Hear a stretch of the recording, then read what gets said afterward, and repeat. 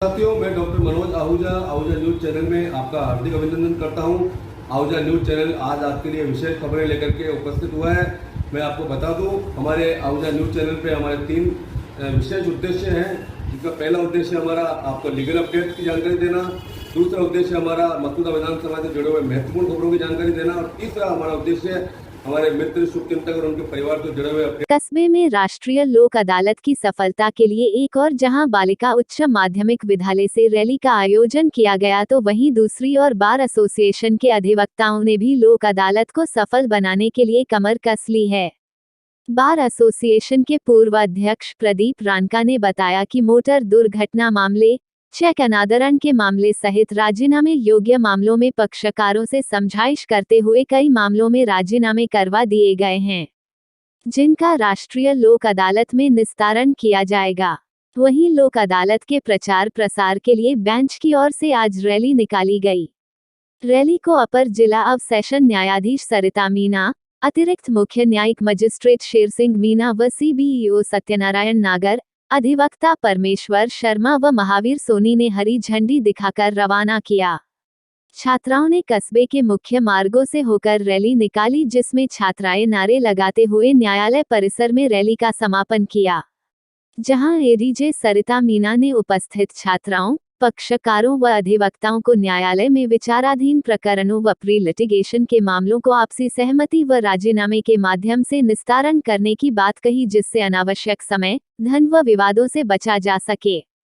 कार्यक्रम को ACJM Sher Singh Meena, CBEO Satyanarayan नागर, बार एसोसिएशन के अध्यक्ष गजेंद्र सिंह राठौड़, प्रधानाचार्य पारुल शर्मा ने भी संबोधित किया। कार्यक्रम में छात्राओं ने राष्ट्रीय लोक अदालत में मामलों के निस्तारण पर आकर्षक नाटक का मंचन किया। विधिक सेवा प्राधिकरण के आदेश से यहाँ पे भी लोक अदालत का आयोजन किया जा रहा है। लोक अदालत में काफ़ी प्रकरण यहाँ निस्तारित किए गए। मैं आपकी यहाँ के काफ़ी अधिवक्ता जो है मौजूद है, उनसे बात करवाने जा रहा हूँ। लोक अदालत में किस तरह से प्रकरणों का निस्तारण होता है और लोक अदालत में क्या बेनिफिट है, मैं आपकी यहाँ से बात करवा रहा हूँ। अधिवक्ता प्रदीप रांका जी थे, जो बताएंगे इन्होंने कितने मुकदमे निस्तारित किए और लोक अदालत के में मुकदमे निस्तारण करने से क्या बेनिफिट है। हाँ रांका जी, बताइए सर।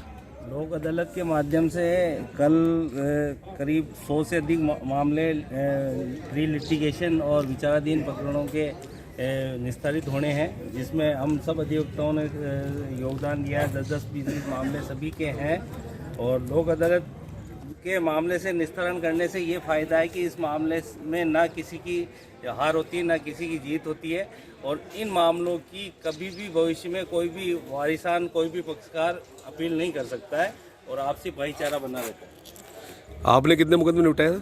करीब 10 से 20 मुकदमे मैंने स्वयं ने निस्तारित कराए हैं, जो कल तक निस्तारित हो जाएंगे। राजीनामा करा दिया पक्षकारों के बीच में। जिला न्यायाधीश और डीजे साहब जो तालुका समिति के अध्यक्ष हैं, उनके आह्वान पर हम सभी अधिवक्तागण कार्य कर रहे हैं और आज भी सभी अधिवक्ताओं ने पक्षकारों से वार्ता की है और कल मामलों का निस्तारण करवा दिया जाएगा। बेसिकली कौन से मामले को निस्तारण होता है लोक अदालत में? लोक अदालत में पारिवारिक न्यायालय है, चेक अनादरण के मामले हैं और भी जो कंपाउंडेबल ऑफेंस है, जिन अपराधों में, फौजदारी के मामलों में जिनमें परमिशन से या राजीनामा काबिल है, उनमें निस्तारण होगा। गोपाल लाल वैष्णव। शुभ नाम सर आपका? गोपाल लाल वैष्णव, एडवोकेट। परमेश्वर जी? परमेश्वर शर्मा। राजेश पारिक। शिवनाथ सिंह राठौर।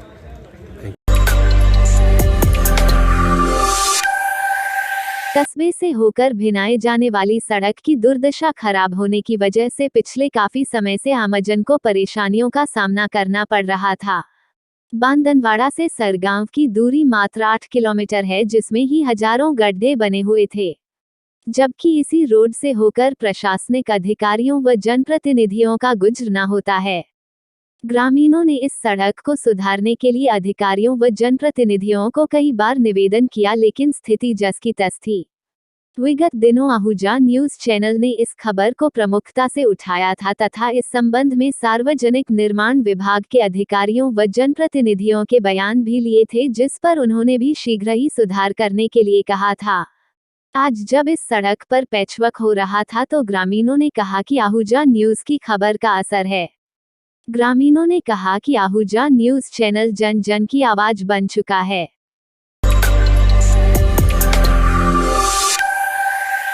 भामाशाह समाजसेवी सुनील कावड़िया की माता स्व प्रेम देवी कावड़िया पत्नी चांदमल कावड़िया की 8वीं पुण्यतिथि के उपलक्ष्य में आज श्रवण कुमार रूपी पुत्र सुनील कावड़िया ने विभिन्न सेवा कार्य करते हुए मां को सच्ची श्रद्धांजलि अर्पित की। भामाशाह कावड़िया ने बताया कि इस उपलक्ष्य में गुरुवार प्रातः डांगा गौशाला के सभी गौवंश को लापसी खिलाई गई। विभिन्न गांवों में जरूरतमंद चिन्हित 100 बच्चों को स्वेटर भेंट किए। साथ ही प्रेम देवी कावड़िया की स्मृति में पडांगा की मरुधर गौशाला में कल्पवृक्ष जोड़े का पौधारोपण कर उसकी नियमित देखरेख गौशाला व्यवस्थापक के जिम्मे सौंपी। वहीं शिव मंदिर में साया श्रद्धालुओं द्वारा भजन भाव भी किए गए। श्वेता माथुर ने बताया कि भामाशाह सुनील कावड़िया द्वारा उनकी माताजी स्वर्गीय प्रेम कंवर कावड़िया की 8वीं पुण्यतिथि पर 5 के निःशुल्क नेत्र ऑपरेशन करवाए।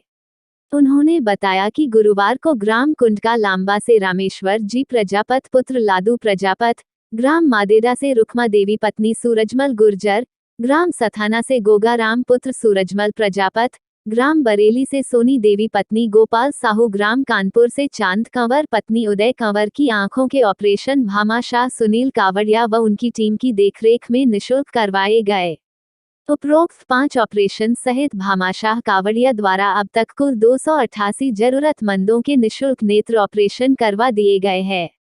इस दौरान भामाशाह सुनील कावड़िया, टीना दाधीच, कान्हाराम भड़ाना, जितेंद्र सिंह राठौड़, मुकेश सैन, शिवराज, अशोक ठाकुर, सुमित शर्मा, बसंत वैष्णव, दुदाराम सहित ग्रामीण मौजूद रहे।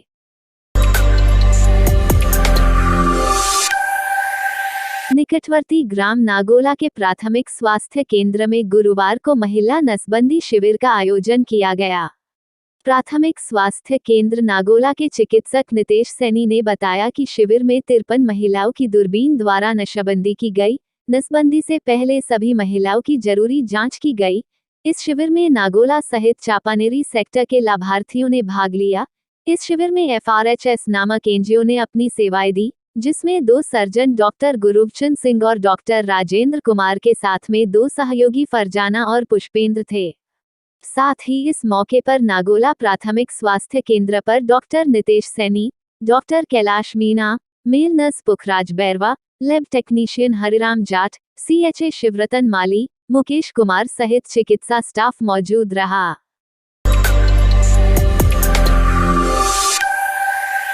कस्बे से होकर गुजरने वाले नेशनल हाईवे के समीप रूपपुरा जाने वाले रास्ते तथा जतन कंवर स्मारक की गली से आकर कुमावत गली व आदर्श कॉलोनी जाने वाले बरसों पुराने रास्ते पर रातों रात दीवार बनाकर रास्ता बंद करने की साजिश का मामला सामने आता हुआ दिखाई दे रहा है।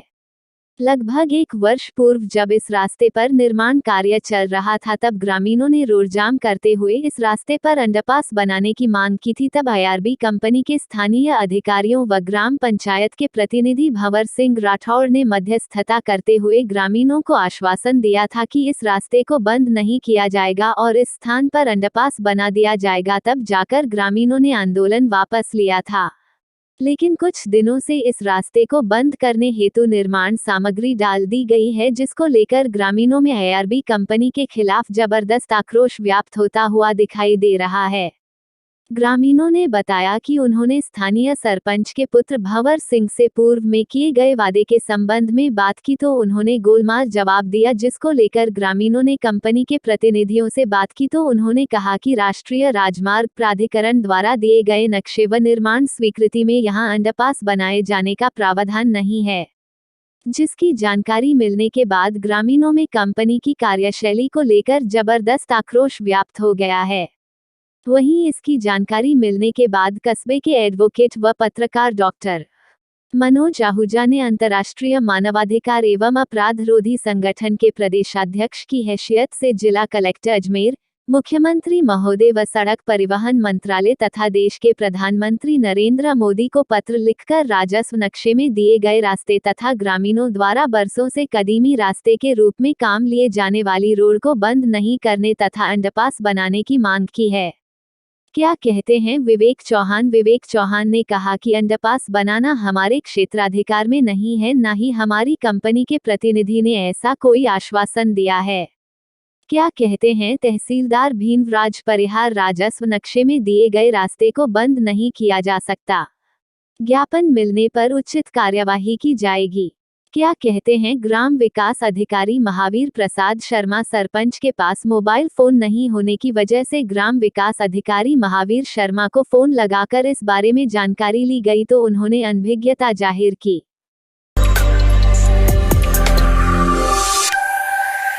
हमें कार्य को बोझ नहीं समझकर कार्य करने के लिए पेन लेना चाहिए। इंसान पेन लेकर ही ज्ञान करता है, इसलिए कार्यशाला में पूरे मन से भाग लें। यह विचार राजकीय उच्च माध्यमिक विद्यालय जवाजा की प्रधानाचार्य डॉक्टर सीमा कृपलानी ने अंग्रेजी तथा गणित विषय की स्थानीय विद्यालय के राधा कृष्णन सभागार में आयोजित एक दिवसीय कार्यशाला में व्यक्त किए। प्रधानाचार्य डॉक्टर कृपलानी ने बताया कि कार्यशाला में दक्ष प्रशिक्षक सुरेंद्र सिंह का काठात एवं हेमंत कुमार राव ने बेसलाइन आकलन की वस्तुस्थिति, समूहवार कार्य विश्लेषण, ब्रिज कार्यक्रम, आकलन के टूल्स, रचनात्मक एवं योगात्मक आकलन की प्रक्रिया आदि का प्रशिक्षण दिया। अध्यापक शंभू दयाल व्यास ने बताया कि कार्यशाला में बडकोचरा, जवाजा, देवता तथा नाइकला पीईओ क्षेत्र के कुल 34 शिक्षकों ने भाग लिया।